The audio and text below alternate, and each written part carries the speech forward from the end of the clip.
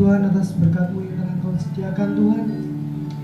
Ya sebentar lagi kami akan mendengarkan firman-Mu Tuhan dari hamba-Mu Tuhan. Bu Esti Lumintang Tuhan, Kau yang pakai dia Tuhan, Kau yang pakai mulutnya agar dia dapat menyampaikan firman-Mu Tuhan, agar firman-Mu dapat bertumbuh dalam hati kami Tuhan. Terima kasih atas penyertaan-Mu. Kami bersyukur dalam nama-Mu, kami sudah berdoa. Haleluya. Amin.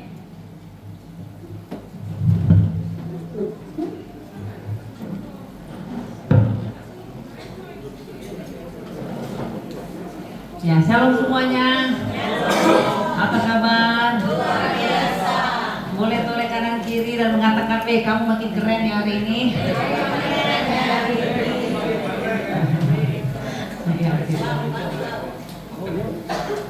Yang kedua, silakan toleh kanan kiri lagi dan katakan, ternyata kamu masih hidup. Haleluya.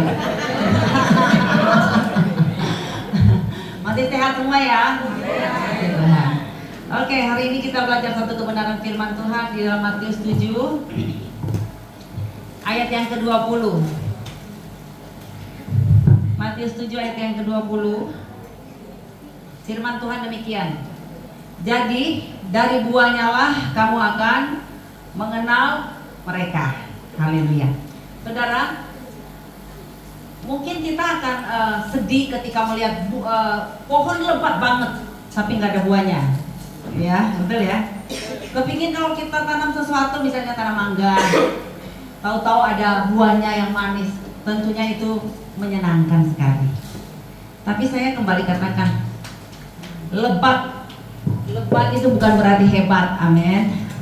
Ya, hebat tanpa martabat tidak ada gunanya. Ya, berbakat tapi tidak jadi berkat tidak ada gunanya juga.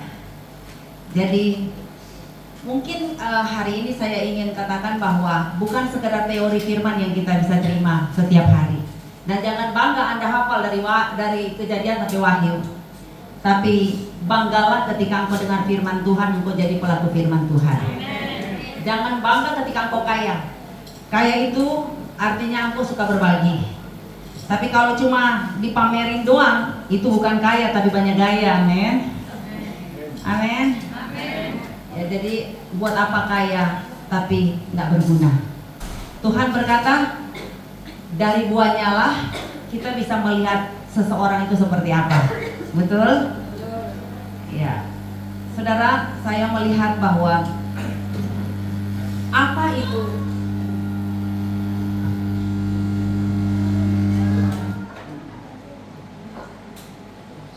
Kita akan belajar apa itu berbuah.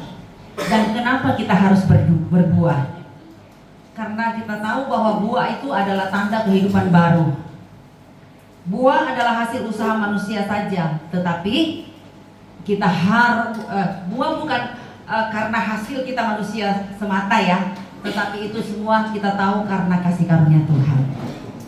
Jadi sebuah pohon bisa berbuah dan buah dapat menjadi matang karena selalu ada hubungan yang terus menerus dengan akar dari pohon tersebut. Jadi tidak mungkin kita bisa berbuah tanpa akar, betul?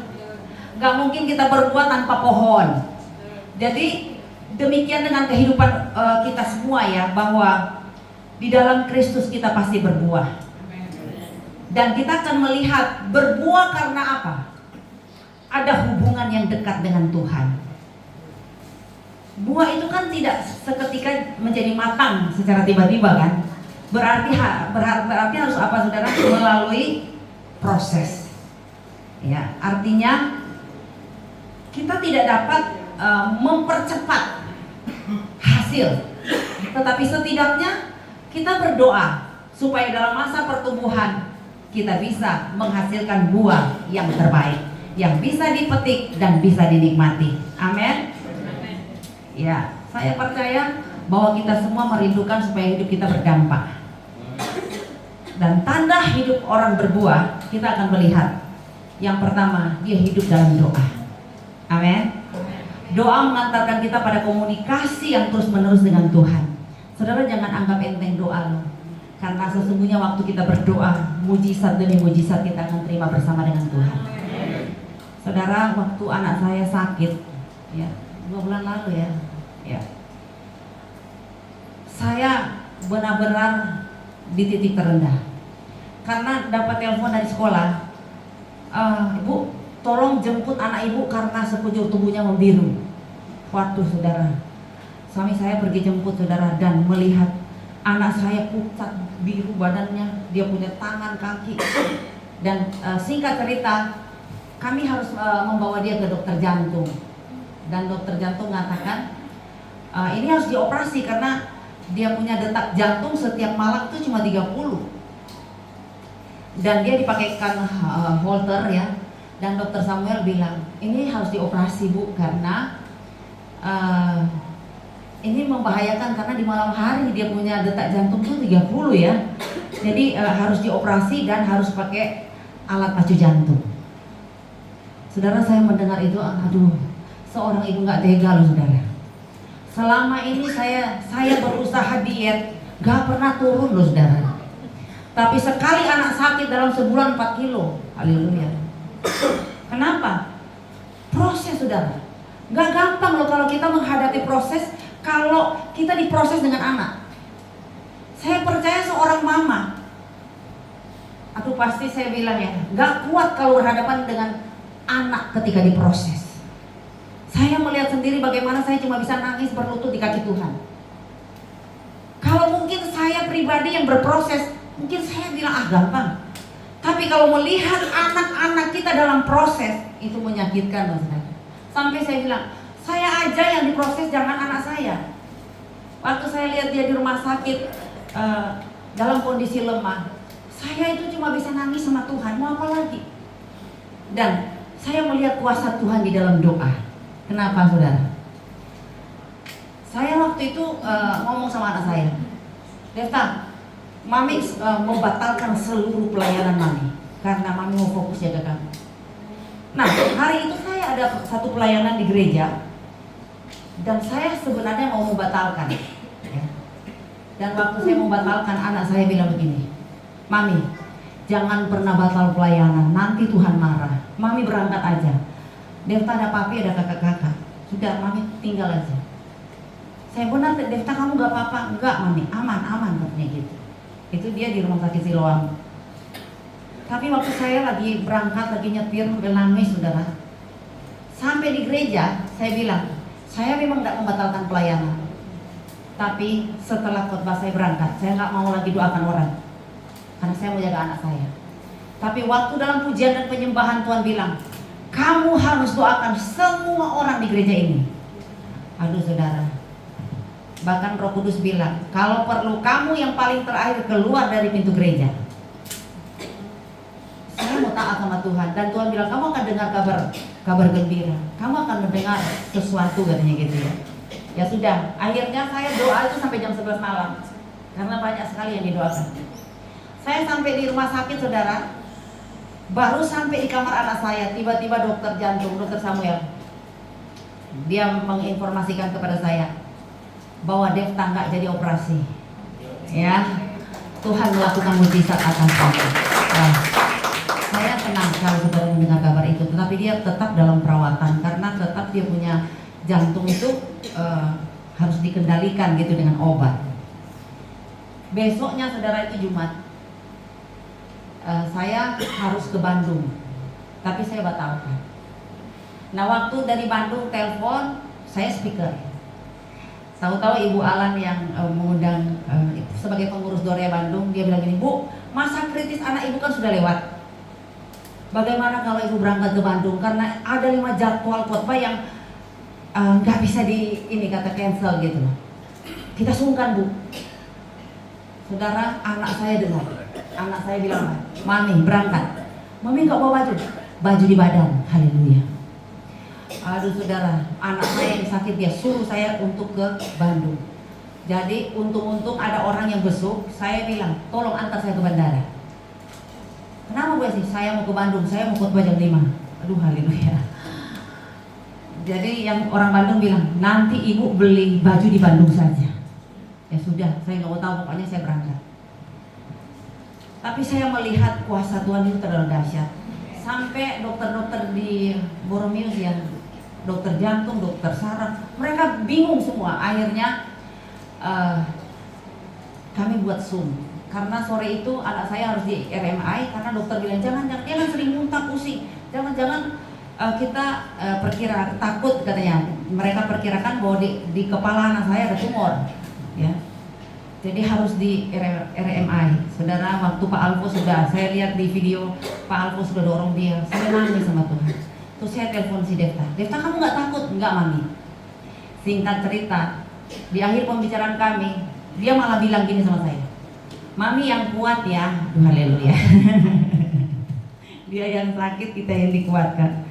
Ya sudah, akhirnya kembali kita Zoom dengan dokter Singapura, dengan dokter-dokter yang ada di Bandung. Dan dokter di Singapura bilang, memang ada 2 titik sih, tetapi ini tidak membahayakan, dia cuma butuh terapi. Akhirnya dapat jalan keluar, Devta terapi di Bandung selama 6 kali. Tapi saya bilang, itu semua salah saya. Karena 2 bulan sebelum dia sakit, di meja makan di dapur tuh, di pojok begini dia bilang begini sama saya, Mami, setelah Devta selesai SMA, Devta langsung ke asrama ya, Mi." Saya bilang, "Maksudnya asrama apaan?" "Iya, karena Devta mau sekolah pendeta, jadi Devta tinggal di asrama."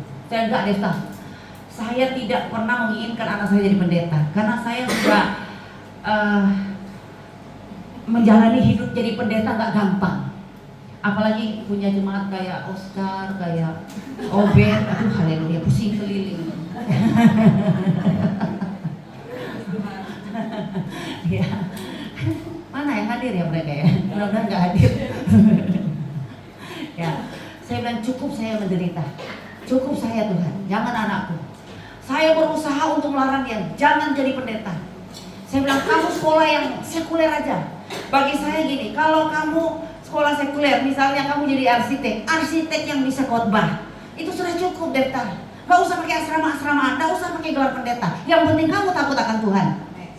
Tapi dia bilang, "Enggak Mami, Devta sudah didoakan sama 2 pendeta. Hai, kamu ketemu siapa sama pendeta? Di sekolah ada pendeta. Dan pendeta ini nggak tahu Devta anak pendeta. Terus dia tumpang tangan dan dia katakan, Devta akan jadi pendeta. Makanya Devta kan punya kerinduan jadi pendeta. Dan sudah 2 pendeta yang mendoakan Devta, bukan Mami," katanya. Terus saya bilang, "Siapa tuh 2 pendeta itu?" Ya, kacau deh. Terus dia bilang gitu, "Devta mau sekolah Alkitab." Saya ngotot, "Tidak Devta, kamu sekolah yang pintar dulu, baru kamu melayani silakan." Saudara, karena saya ngotot kamu jangan jadi pendeta, 2 bulan kemudian dia sakit biru-biru itu saudara. Duh, akhirnya saya waktu di Bandung antar dia terapi 6 kali di kamar hotel. Saya bilang, "Devta, maafkan Mami, karena selama ini kamu punya kerinduan tapi sepertinya Mami menghalangi. Sekarang Mami baru sadar bahwa ternyata 2 kakakmu adalah kerja untuk sekuler, tapi ternyata kamu dipilih Tuhan untuk menjadi hamba Tuhan. Dan Mami gak paksa lagi, Mami serahkan sama Tuhan." Setelah saya ngomong begitu, tiba-tiba anak saya tersenyum dan dia sehat total. Saya bilang, aduh, saya bersyukur bahwa ternyata ada sesuatu yang Tuhan ingin benahi dalam hidup saya. Saya merasa khawatir, merasa takut kalau anak saya nanti akan mengalami masa-masa sukar di dalam pelayanan. Tapi Tuhan jauh lebih tahu. Makanya hari ini saudara, Mungkin ada sesuatu yang perlu saudara selesaikan dengan Tuhan. Jangan lama-lama saudara, ya. Lakukan bagianmu, selesaikan pertandinganmu dengan baik. Karena saya percaya ketika kita menyelesaikan pertandingan dengan baik, saudara akan mendapatkan berkat-berkat supranatural dari Tuhan. Apa yang tak pernah Anda duga, itu yang dikerjakan oleh Tuhan. Makanya saudara, ketika engkau berdoa, yakin anak cucumu diberkati Tuhan.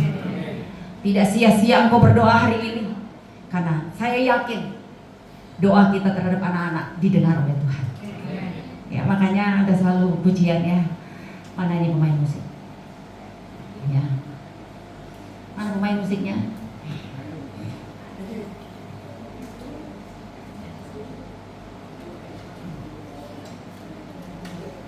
Ya, ada satu pujian yang mungkin kita hafal ya. Tapi pujian ini nggak pernah saya lupa seumur hidup saya. Ben, ambil. Di doa ibuku namaku disebut. Ya. Di doa ibuku namaku disebut. Di doa ibuku dengar, ada namaku disebut. Sekali lagi. Di doa ibuku namaku disebut. Di doa ibuku dengar, ada namaku disebut. Anak-anak muda di sini banyak ya. Ingat ya, ketika kita menghargai orang tua, maka kita akan melihat pintu-pintu berkat akan dibuka. Mungkin orang tua bisa saja salah dalam mendidik, tapi tugas anak-anak adalah menghormati orang tua. Jadi jangan lihat, jangan pandang, mama saya kok cerewet, papa saya kok cerewet. Saya justru bersyukur kalau saya punya papa yang sangat keras dan cerewet. Karena dengan kerasnya dia tidak pernah membawa saya dalam jurang kebinasaan. Kerasnya papa saya yang membuat saya bisa sadar, kalau bukan mereka saya nggak jadi seperti sekarang ini. Ya, jadi anak-anak muda yang dikasih oleh Tuhan, kadang-kala saya lihat ya, saya kan punya anak 3 ya, pria laki lanang. Haleluya. Mereka nggak pulang sampai jam 11 malam, saya yang gemetar, kemeringat dingin. Sementara anak yang saya doakan mungkin lagi kongko-kongko senang-senang, lagi ketawa, sementara mereka tidak tahu orang tua lagi menderita nangis. Haleluya. Ya gitu kan? Cuma anak-anak cuma tahu apa? Menghabiskan duit kongko-kongko. Aduh, haleluya. Padahal seorang mama ketika anak jam 11 nggak pulang, nangis coy. Haleluya. Karena saya merasakan. Saya pernah ya lihat, udah jam 12 malam anakku belum pulang. Aku ambil gitar, saudara, 2 album bolak-balik nyanyi. Tuhan Yesus setia, Dia sahabat kita. Udah nyanyi bolak-balik 2 album, saudara. Anak itu belum tekoh, ya. Akhirnya aku capek lah ya main gitar ngamen sendiri di ruang tamu. Aku naik ke atas, dan waktu saya naik ke atas itu sudah jam 4 pagi loh. Ya, aduh, saya bilang anakku kok belum pulang, di mana ya? Aduh, haleluya. Tapi sebelum saya masuk kamar, saya coba ngintip ya kamar tidur anakku. Ternyata dia sudah tertidur lelap.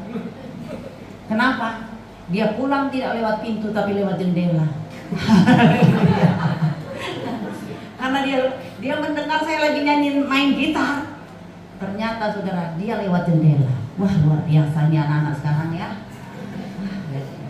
Tapi setidaknya saya lihat dia lagi mendengkur, saya sudah aman, baru saya bisa tidur. Itulah orang tua. Makanya anak-anak di sini jangan salahkan mama papa ketika ada aturan. Karena kalau anak-anak hidup ada aturan, masa depannya indah. Amin.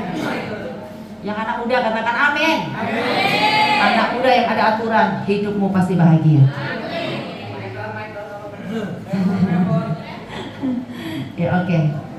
Ya, saya yakin Michael juga akan melihat mujizat Tuhan. Ya. Tante-tantenya tadi komplain, ibu saya nggak pernah angkat telepon, hanya telepon Michael yang saya angkat. Haleluya. Ya. Tanda hidup berbuah adalah adanya perubahan karakter. Amin. Jadi karakter-karakter lama harus benar-benar diubahkan. Seperti dalam Efesus 4 ayat 17 sampai 24. Saudara nggak usah baca di sini, baca di rumah. Segala kesombongan, mementingkan diri sendiri, keinginan daging, iri hati, kemalasan, itu harus disingkirkan dalam hidup kita. Dan 2 Korintus 5 ayat 17 dikatakan, yang lama telah berlalu, yang baru telah datang. Artinya gini, tinggalkan cara-cara hidup lamamu. Kalau dulu mungkin Anda pemarah, dulu Anda pefitnah, dulu Anda pesina, dulu Anda penggosip, pembohong, penjahat. Tapi hari ini ketika Roh Kudus ada di dalam hidupku, semua itu lewat. Itu jadi sampah buat aku. Amin. Amin tuan rumah. Ya, amin Pak Obed. Obed ada suaranya ini. Ya. Jadi saya mau katakan bahwa hidup yang jadi berkat membuat engkau makin naik dan tidak turun. Hidup yang berbuah, engkau akan lihat hasilnya akan kelihatan. Kalau engkau berbuah, ya itu bisa kelihatan bahwa apa yang engkau kerjakan setiap hari memberikan dampak yang luar biasa. Saya melihat orang tuanya Pak Oscar dan Pak Obed luar biasa hari ini. Ya, kenapa? Bisa mengumpulkan anak cucu beribadah itu anugerah Tuhan loh. Ya, ada juga mamanya Ibu Santi di sini, wah luar biasa. Bisa ada bersama-sama dengan kita, saya percaya ini semua karena anugerah Tuhan. Saya sangat merindukan supaya saya jadi ama seperti mereka yang bisa mengumpulkan anak cucu. Sehingga bahagia banget melihat mereka-mereka ini punya roh takut akan Tuhan. Makanya seorang ibu yang berdoa, air matanya diperhitungkan oleh Tuhan. Kadang-kala mama-mama jadi tempat pembuangan sampah ya. Tapi saya percaya air mata seorang ibu sangat dihargai oleh Tuhan. Ya, air mata kita semua Tuhan yang memperhatikan dari tempat yang maha tinggi. Yang ketiga, hidup yang berbuah itu tandanya saya dan saudara ada buah roh. Apa itu buah roh? Ayo anak-anak muda, buah roh apa?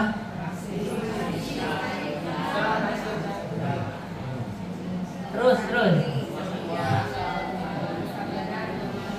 Satu jangan kayak bebek. Nah. Siapa duluan?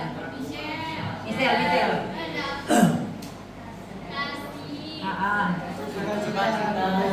Ada kerpean, haleluya. Ulang. Kasih, sukacita, damai sejahtera, kesabaran, kemurahan, kebaikan. Haleluya. Satu buah menghasilkan buah-buah yang 9 itu ya. Haleluya. Saya percaya bahwa kalau kita berbuah, maka hasilnya adalah hidupmu makin manis. Haleluya. Dan kalau manis itu banyak dicungkil orang kan ya. Saudara, orang yang melakukan kebenaran kadang-kala banyak tertipu loh. Karena apa? Kita tidak pernah berpikir jelek, tidak pernah berpikir negatif sama orang. Makanya bukan berarti Anda hidup benar terus enggak tertipu. Banyak kali tertipu saudara. Tetapi walaupun kita mengalami kesialan, tapi berkat Tuhan akan percayakan untuk saya dan saudara. Siapa yang pernah tertipu? Coba angkat tangan. Oh banyak ya. Walaupun Anda sudah berdoa. Iya. Kadang-kadang kita pun sudah berdoa masih tertipu. Tapi jangan khawatir. Tuhan akan mengembalikan lebih dari apa yang ditipu. Amin. Tuhan pasti akan buka jalan asalkan hidup kita berdampak dan kita bisa melihat apa yang kita doakan itu pasti akan didengar Tuhan. Ya. Zaman memang sudah lebih aneh. Ya, kita lihat penipu jauh lebih dipercaya daripada orang baik. Bahkan orang baik dituduh modus, betul? Ya lah. Yang orang suka ciak uang orang malah berkat melimpah. Betul? Penipu kok kayaknya jaya terus. Tapi saya yakin bahwa hidup mereka menuju kebinasaan. Sementara kita yang tertipu, hidup kita itu menuju ke kerajaan surga. Amin. Yang pernah tertipu sekali lagi angkat tangan. Yang pakai baju merah di belakang. Ya, walaupun sempat tertipu, tapi tidak membuat Ibu Susan jadi miskin dan kurus. Haleluya. Ya, tetap makmur, diberkati oleh Tuhan. Ya, perbedaan orang kurus dan orang gemuk apa, saudara? Apa? Orang kurus makan hati, orang gemuk makan tempat. Makanya saudara ya, terkadang kita itu di bawah Tuhan harus jatuh, dan jatuh itu perlu agar kita tahu siapa yang mengulurkan tangan dan siapa yang bertepuk tangan. Betul? Di masa susah kita akan tahu mana teman, mana kawan, mana lawan. Di masa susah baru kita kelihatan mana orang yang selalu mengulurkan tangannya bagi saudara dan mana orang yang tepuk tangan. Saya percaya kita semua adalah tangan-tangan yang dipakai Tuhan untuk jadi berkat bagi banyak orang. Karena tidak ada gunanya saudara kelihatan lebat tapi tidak berbuat. Jangan, tidak ada gunanya saudara kelihatan lebat tetapi hidupmu tidak berdampak. Lebat bukan berarti hebat, ya. Hebat tanpa bermartabat tidak ada gunanya. Jadi pastikan hari ini kita memulai hidup kita untuk selalu menjadi inspirasi bagi orang banyak. Kita buat supaya hidup kita ini selalu dikenang orang karena kebaikan kita. Ya, mungkin kita semua perlu mulai makan make up, ya. Jadi kamu bisa membuat dirimu cantik dari dalam sekaligus. Amin. Karena yang dibutuhkan kan apa ya? Hati. Kalau hati kita bersih, kelakuan juga akan mengikutinya. Tuhan melihat hati, bukan melihat rupa. Jadi saya pastikan kalau Tuhan melihat hati, Tuhan akan mengangkat engkau. Tuhan akan mempromosikan engkau. Tapi ingat kan, Tuhan kan bilang apa? Manusia melihat rupa, Tuhan melihat hati. Jadi kalau ada anak-anak muda di sini lah yang cari jodoh, saya mau katakan jodoh ada di tangan Tuhan. Tapi usaha ada di tangan Anda. Amin. Ada beberapa orang yang baris minta doa sama saya dan dia bisikin, "Bu, tolong doakan saya minta jodoh." Aduh saudara, waktu dia bilang tolong doakan saya minta jodoh, waduh, mulutnya mambu saudara. Terus saya tumpang tangan, aduh, dia punya rambut asem saudara. Saya bilang bagaimana mendapat jodoh kalau hidupnya seperti ini? Haleluya. Ya tidak? Kalau mau dapat jodoh saudara, berarti kita harus ada usaha. Karena tidak ada jodoh yang menembus atap rumahmu. Amin.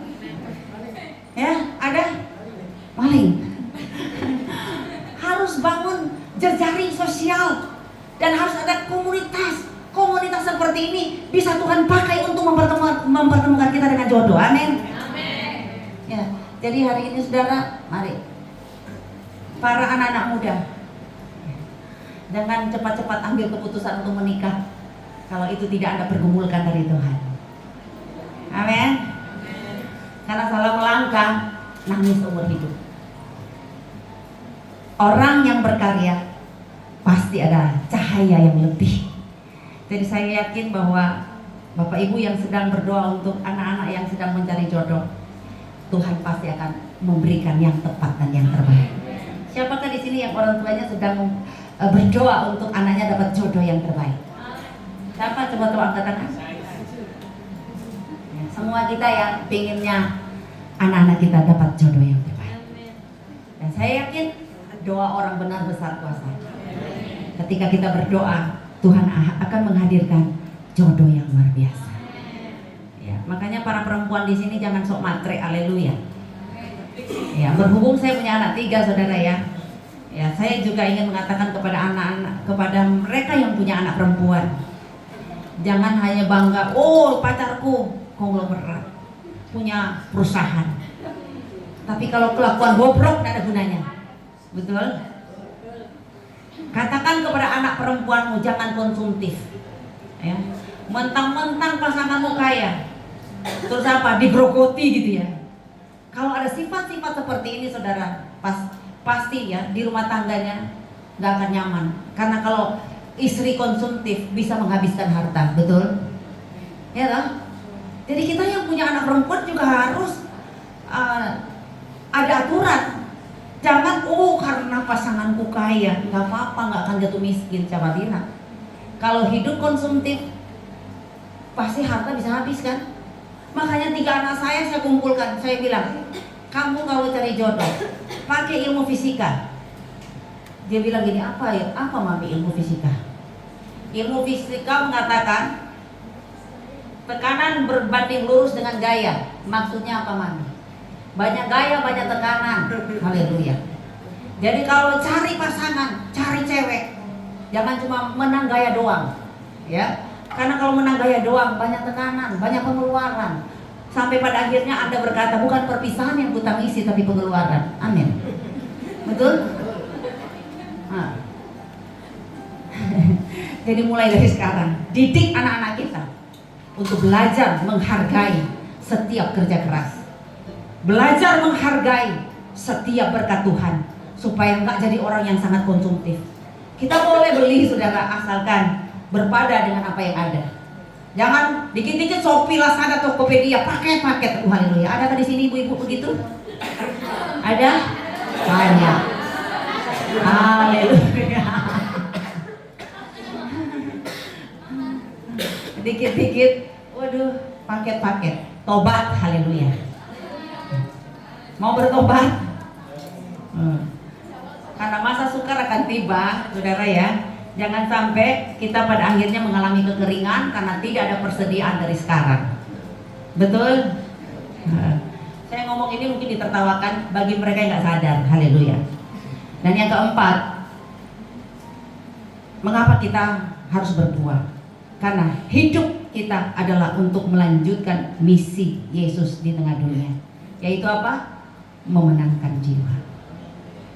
Saya yakin bahwa kita hari ini, tujuan hidup kita bukan untuk makan minum pakai, tetapi tujuan kita adalah memenangkan jiwa. Ya. Kemarin saya di Jakarta, saya kaget sekali waktu ada pasangan calon suami istri mau menikah bulan Februari. Ceweknya cantik kayak artis, suaminya ganteng kayak polisi India. Tiba-tiba konseling dengan saya. Kaget, saudara, ya, sangat kaget saya. Dan baru kali ini saya bilang, yang bertikai saya bilang, pisah nggak usah kawin. Ceweknya tanya, kenapa ibu? Saudara tahu, masih pacaran, ceweknya sudah mengalami trauma yang cukup berat. Karena dalam setahun ini ceweknya itu sudah dipukul 10 kali. Biru-biru semua, saudara, ditempelin gini, ditarik kayak binatang. Itu belum kawin. Dia tunjukkan kepada saya, dia punya badan biru-biru semua, saudara. Ini sampai waduh melekat, ini 5 jari di ini pipi. Saya bilang, kenapa kamu nggak lapor orang tua? Takut. Karena ini punya otoritas. Waduh, saudara. Saya sampai bilang ini, kamu lari, saya tanggung jawab. Karena apa, saudara? Kamu kalau masuk pernikahan kamu mati. Ini belum nikah aja sudah babak belur. Waduh, saudara. Dia bilang, tolong bu, cuma ibu yang percaya aku. Tolong bu, tolong saya, selamatkan saya bu. Saya sudah nggak kuat. Dan pernah, saudara, dia minggu lalu dia sampai 1 minggu di rumah sakit karena trauma. Sampai dia minum obat 50 biji. Lambungnya akhirnya dicuci gitu, saudara, karena depresi. Dipukul sama calon suami. Karena ini calon suami, dia nggak mau supaya keluarganya nilai negatif kepada calon suaminya, dia tutupi semua. Terus saya bilang, kamu cari mati. Ya, katanya perempuan ini bilang, iya bu, tadinya saya menjalin hubungan karena saya mau cari jiwa.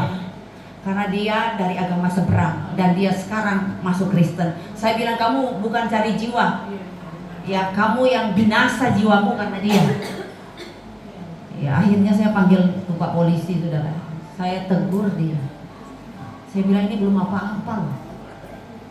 Sudah kayak gini. Saya tegur orang tuanya, saya tegur para keluarga dokter, saudara.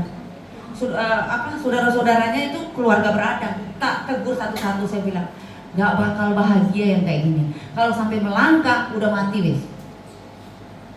Dan akhirnya saya dapat WA tadi malam, dia bilang, "Bu, saya mau melarikan diri." Saya bilang, "Lari aja."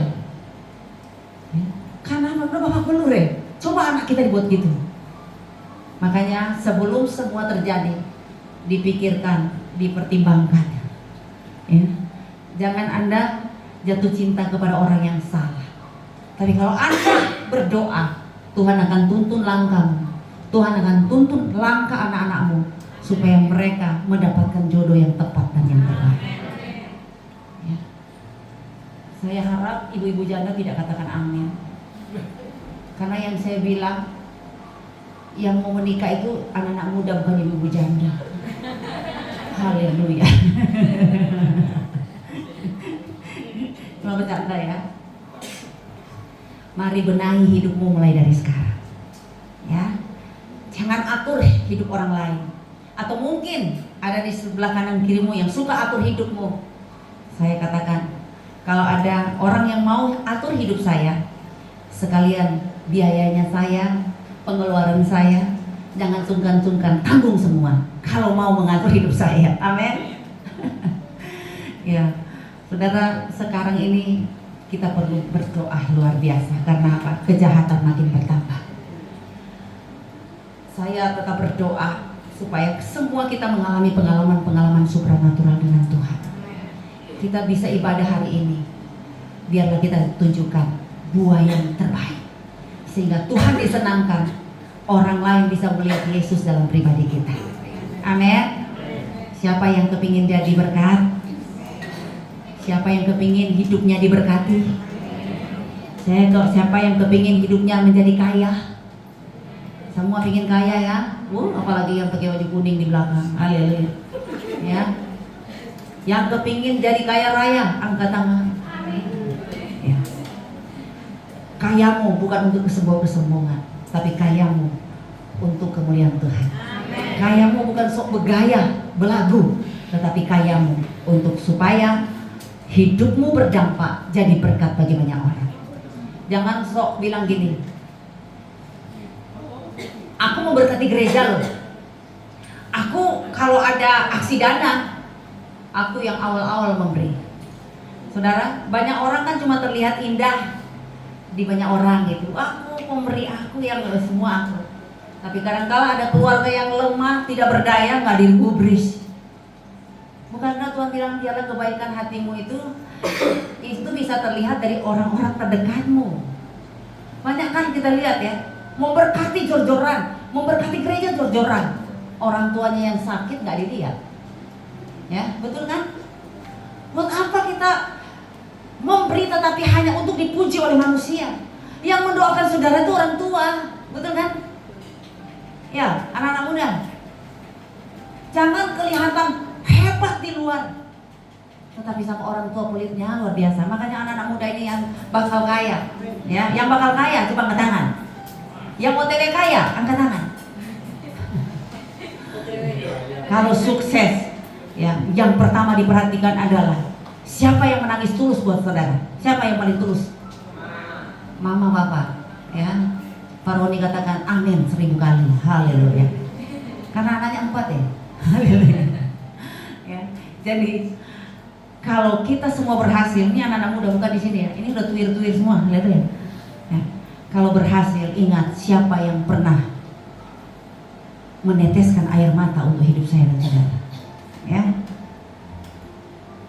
Anak Pak Oscar juga 4 ya? 5? Hah? Saya lihat di sini ada 5 anak yang mana tuh, yang sana, ya kan? Ya, anaknya Pak Oscar sih saya lihat agak banyak ya. Iya kan? Semuanya. Semua. Ada berapa ya? 1, 2, 3, 4, 5. Oh, bukan cuma 5. 6, 7, 8. Dan saya lihat mereka tuh matre semua ya. Yang paling parah kalau Imlek angpau nyari, aduh haleluya Pak Oscar. Ingat loh ya, kalau kalian berhasil, siapa yang selalu memberikan tumpangan kepada saudara? Amin.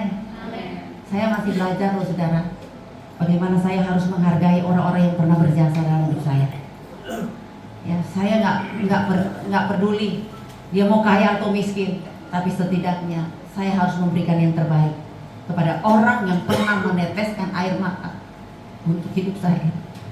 Saya bilang orang tua saya itu yang terbaik dalam hidupku. Karena apa? Orang tualah yang siang malam berdoa untuk saya dan saudara. Orang tualah yang paling tulus ada di posisi kita ketika kita di lembah kegelapan. Amin. Jadi hari ini saya rindu mendoakan semua anak-anak muda di sini. Kita arahkan tangan kita kepada anak-anak muda ini. Tuhan, jauhkan mereka dari pergaulan yang salah dan keliru. Bahwa mereka, Tuhan, menyadari mereka ada karena kasih karunia Tuhan. Mereka ada karena ada orang tua yang selalu meneteskan air mata, meneteskan keringat buat mereka. Tolong Bapak, supaya kami semua ada kesadaran betapa kami harus ada hati yang menghargai mereka-mereka yang telah berjasa dalam kehidupan kita. Bapak, kami berdoa untuk para orang tua di sini yang punya beban terhadap anak, yang masih punya tanggungan dalam pendidikan anak. Kuatkan kami dalam bekerja. Mampukan kami menghadapi setiap kenyataan berat yang kami hadapi. Bukakanlah pintu berkat atas kami sebagai orang tua. Dan apa yang jadi kerinduan mama papa di sini, untuk anak-anak mereka hidup bahagia, biar semua itu tergenapi dan nama Tuhan dipuji dan dipermuliakan. Sebut nama anak-anakmu sekarang ini. Mungkin anak-anakmu lagi bermasalah. Ingat apa yang engkau sebut di hadapan Tuhan. Anak-anakmu yang engkau sebutkan namanya di dalam doa, Tuhan mendengar dari tempat yang maha tinggi. Tuhan, kami sangat merindukan untuk anak-anak kami benar-benar dijaga oleh Tuhan. Berkati Pak Oscar bersama istri yang telah menghidupi banyak orang. Dengan adanya anak-anak di sini, Tuhan Yesus akan buka pintu berkat buat mereka. Tuhan Yesus yang akan membuat segala sesuatu yang dikerjakan mereka berhasil. Kalau Pak, kami berdoa juga untuk kesehatan mereka biar dijamin oleh Tuhan. Kalau Pak, kami berdoa juga untuk keluarga Ibu Susan, suami dan anak-anak, biarlah mereka juga mendapatkan kasih karunia Tuhan. Apa saja yang jadi doa mereka, Tuhan dengar dari tempat yang maha tinggi. Kami juga tetap berdoa untuk keluarga Ratna yang tidak bersama dengan kami, namun anak mereka ada di depan kami. Tuhan Yesus, Kau mengerti akan keluarga ini. Berkati mereka dalam kebahagiaan. Berkati setiap apa yang jadi doa mereka. Kami percaya keluarga ini bahagia dan dibukakan pintu berkat selalu. Bapak, tak lupa kami berdoa juga untuk Pak Obed bersama Santi. Bapak, Engkau melihat hati mereka yang selalu rindu untuk menopang pekerjaan Tuhan. Tuhan, Kau balas berkat melimpah-limpah atas mereka. Dan ketiga anak mereka, biar Tuhan promosikan, Tuhan lindungi usaha pekerjaan mereka. Tuhan buka jalan selalu. Dan sehatkan mereka Bapak. Orang tua mereka juga dari Pandaan, biar Tuhan berkati kesehatan dari mamanya Santi. Tuhan, biarlah dari ujung rambut sampai telapak kaki, Tuhan kuduskan dan beri sehat, damai, sejahtera, sukacita, bahagia menjadi miliknya. Dan tak lupa kami berdoa juga untuk Pak Roni bersama dengan Ervina dan keempat anak. Bapak, kami yakin mereka dipedulikan oleh Tuhan. Setiap bahasa tetesan air mata mereka untuk anak-anak mereka, Tuhan yang mempedulikan. Usaha pekerjaan mereka di Malang, Tuhan buka jalan. Dan apa yang jadi doa mereka didengar oleh Tuhan. Bapak, untuk semua jemaat di sini yang tidak bisa kami sebut satu persatu, kami percaya kami semua ada di dalam kendali Tuhan. Dan apa yang jadi doa kami pasti didengar oleh Tuhan. Terima kasih Tuhan. Hamba sudah berhenti berbicara. Biar Roh Kudus itu akan meneruskan dalam hidup kami. Dan biarlah kami bukan hanya kelihatan pohon lebat, daun lebat, tapi buah kami juga benar-benar terlihat, menghasilkan, bisa dipetik dan kami boleh berdampak bagi banyak orang. Terima kasih Tuhan. Terima kasih Roh Kudus. Engkau ajaib bagi kami. Bagi yang mengalami sakit, Engkau letakkan tanganmu di bagian tubuhmu yang sakit. Dan deklarasikan malam ini dengan iman. Aku sembuh. Aku alami mujizat Tuhan. Pertolongan Tuhan akan Tuhan kerjakan bagi diriku, sehingga diriku akan jadi kesaksian bagi banyak orang. Terima kasih Bapa, ini doa kami. Segala hormat, pujian, kemuliaan hanya untuk Tuhan. Dalam namamu kami berdoa. Haleluya. Amin. Diserahkan kembali.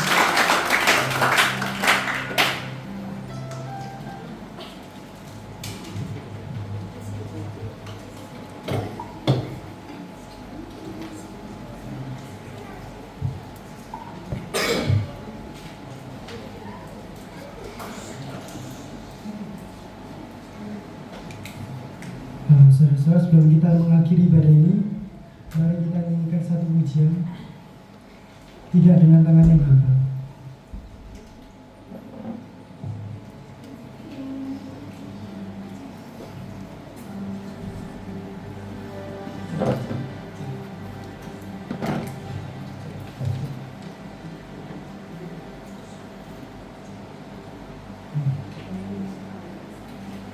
Tidak dengan tangannya hamba, ku datang kepadamu, menyatakan rasa syukurku atas segala berkat-Mu. Tidak dengan tangan yang hampa, ku sujud menyembah-Mu. Berharap rasa syukurku di atas meja-Mu, segalanya yang ku miliki, semuanya daripada-Mu, yang ku bawa persembahan-Mu yang terbaik hanya bagi-Mu. Segalanya yang ku miliki, semuanya daripada-Mu, kan ku bawa persembahanku yang terbaik hanya bagi-Mu. Segalanya yang ku miliki, semuanya daripada-Mu, kan ku bawa persembahanku yang terbaik hanya bagi-Mu, kan ku bawa persembahanku yang terbaik hanya bagi-Mu, kan ku bawa persembahanku yang terbaik hanya bagi-Mu.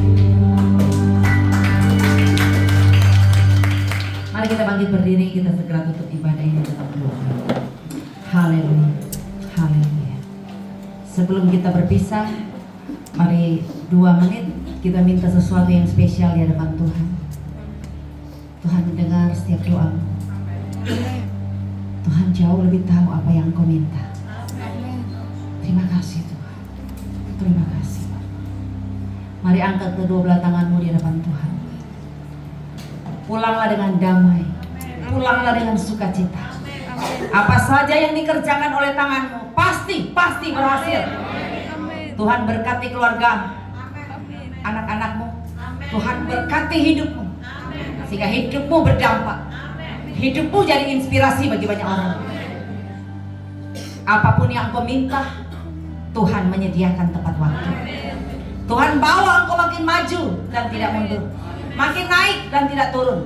Engkau jadi kepala dan bukan ekor. Artinya engkau jadi teladan dan bukan menjadi batu sandungan. Segala kutuk-kutuk kebangkrutan, kemiskinan, kehancuran, kesakitan, kerugian, kecelakaan, kami usir, tolak, patahkan semuanya itu dalam nama Yesus. Biar itu tidak akan menimpa kami, tetapi Tuhan percayakan kepada kami kekayaan, kehormatan, dan kehidupan. Tuhan memberikan kami kepastian keselamatan, kemakmuran, kesehatan yang sempurna, kelimpahan, mujizat Engkau percayakan bagi kami. Dan ketika kami pulang sebentar, kami yakin penyertaan Tuhan sempurna atas kami. Bapak, sebelum kami berpisah, kami tak lupa berdoa untuk pemilihan gubernur yang ada di Jawa Timur ini. Tuhan kirim orang yang tepat, yang punya hati untuk melayani. Tolong Bapak, siapapun yang terpilih, kami percaya semua dalam kendali Tuhan. Dan biar kami dapat memilih orang yang tepat sesuai dengan hikmat yang Tuhan berikan. Terima kasih Bapak. Kami menutup ibadah ini hanya di dalam nama Bapa, Putra, dan Roh Kudus, yaitu dalam nama Tuhan Yesus Kristus kami sudah berdoa. Yang diberkati Tuhan, sama-sama katakan amin. Tuhan berkati.